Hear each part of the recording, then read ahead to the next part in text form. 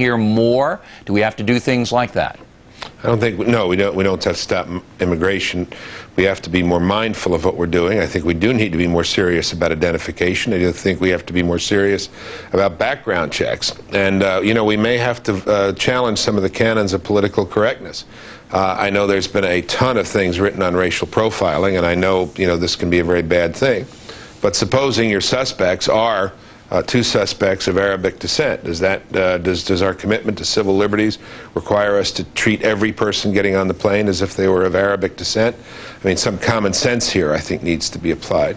But very important in what Colonel McGinnis said, horrible, this event, catastrophic, what, the worst catastrophe on American soil since Antietam.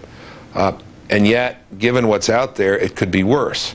That's why, again, from the perspective, from the mind of the Osama bin Laden or whoever we're talking about, they need to calculate, if I do this, what can I expect in return? Well, he can expect death. I mean, Osama bin Laden, I will predict on this broadcast, will be dead within the next 10 months, 8 months. Yeah. He's going to die. But I don't think he cares, you know, Mr. Bennett. I really don't think the guy cares. I think he knew, if indeed he did this, that once you set this up, and once you go this far, that he's going to be the most hunted man on earth, and that he is right now. Philip, well, in New York, we should have never let him get to the position. No, of I agree. He's been wanted for 8 years. He's been wanted for 8 years. We should have gotten him. Philip in New York. Yes, Bill. Hi.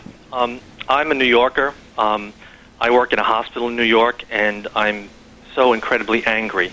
I hope I can speak logically. What I feel like I've been through is the first battle in a war with an enemy that is using stealth against the United States. And I want to see that the United States and our allies are willing to use that same weapon, the weapon of stealth, against them. No, listen, I'm with you, Philip. I am so furious that it's hard for me to contain it on the air. And I have to, because I mean, I don't want an overreaction, and I don't want a jingoism, and I don't want to be a provocateur, but I am absolutely furious that this has happened. I'm not looking for scapegoats either, and I don't think Mr. Bennett or Colonel McGinnis are either. We're not looking for scapegoats. What we're looking for is accountability and improvement. Improvement is the big word. We need to improve. And we need to have a very well, as Philip just said, a very well thought out game plan that once we decide to act, we get these guys, and we get them good. And although that's not going to stop it, at least it's going to make everybody feel better, and that's a sense of justice that we need. Now, we're going to take that break to give our Fox-affiliated stations all across the country time to go back to their local news or to take a break, whatever they want to do, and then we'll come right back with Bill Bennett and Colonel Robert McGinnis, who are in Washington, D.C., and we'll take your phone calls for the next 7 minutes. All right?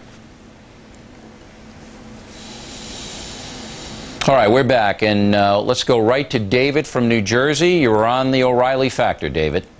Hi. My question is this. I know Mr. Bennett was talking earlier about how we knew where all the things were going on in Colombia because we had agents that responded and so forth. And the same way that this guy had sleepers living in this country for years, as far as we know, planning and getting this together, I'm sure that we have agents across the world and moles within this organization that knows exactly what this guy is. I'm sure of it. Well, that's what they're saying, that we don't. I mean, Colonel McGinnis has said it, and other experts. We don't have these people on the ground, as incredible as it may seem. Well, no, we must have them. And then why can't we just go in, deploy a team? I mean, this makes me sound movie-ish, but I mean, this... Listen, David, I'm with you. You would think we have them, but Colonel, do we have them or not? Well, the difficulty, Bill, is that we're dealing with Arabic dialects. And what I mean by that is that they identify these small tribes of activists, these Islamic fundamentalists, and, you know, to get in there, you don't speak exactly like they do, and you aren't married to one of their siblings or a cousin, you're probably not going to be in the inner circle. So the only way that we can penetrate this is actually to get around in that neighborhood and listen. And there we have some people, but we don't nearly have what we need, and that's why we don't have the timely intelligence coming from Afghanistan and Iran and Iraq today. Are you buying that, Mr. Bennett? Of course, what the Colonel's saying is right. I'd only add this. I don't think you have to be a member of the garden club or the bowling league to know what they're doing. There's satellite photography. There is the capabilities of this country and the knowledge of this country are extraordinary. I mentioned what we knew in the drug war, what we still know. You remember the display we put on for the entire world in the Gulf War. There's a lot we know, Bill, and there's a lot we can do. And if sure, we haven't penetrated every one of these groups because of the problems that, that let's Bob's take one more. About. I bet you we got enough to act. You listen, I hope we do. That's all I can say. I don't know. Francis in California, you're the last caller. What say you? Well, thank you, first of all, for being such a wonderful reporter or investigative reporter. Thank you, Please Francis. Don't give up. No, I will not. Please don't. What I want to say is that anyone who starts making accusations later on about lack of intelligence, I'd like these people to remember how we have slapped in the face so many people, our agents working for us in the FBI and the CIA and the NSI, our local police. It's ridiculous. Remember the FBI agent from Ruby Ridge? He was going to be put up on murder charges. This is ridiculous. So you have a lack of general people loyalty to the people who are in between us and them. Right, you don't have the support, right? I know what you're saying. Exactly. All right. Exactly. Well, we appreciate your thoughts. And I have to tell all Factor viewers, there wasn't one bad question or statement in a half an hour. Now, Colonel McGinnis, I'll give you 30 seconds to wrap it up. Any parting thoughts this evening?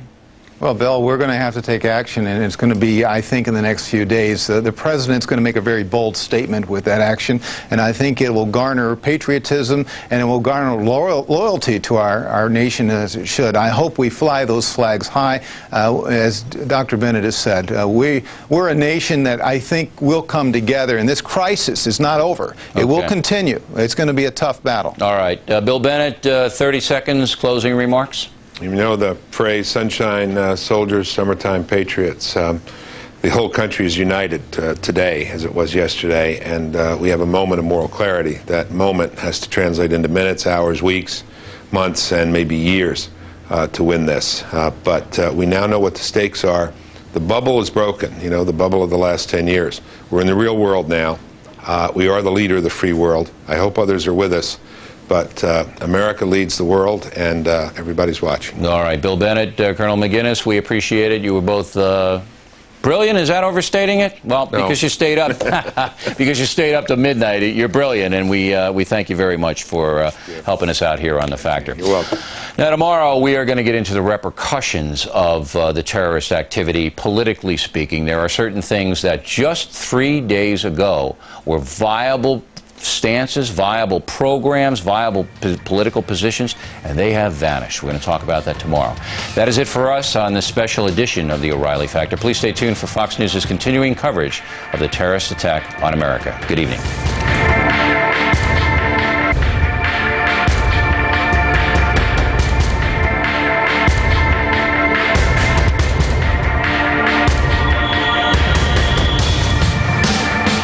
Terrorist attacks can shake the foundations of our biggest buildings, but they cannot touch the foundation of America. These acts shatter steel, but they cannot dent the steel of American resolve.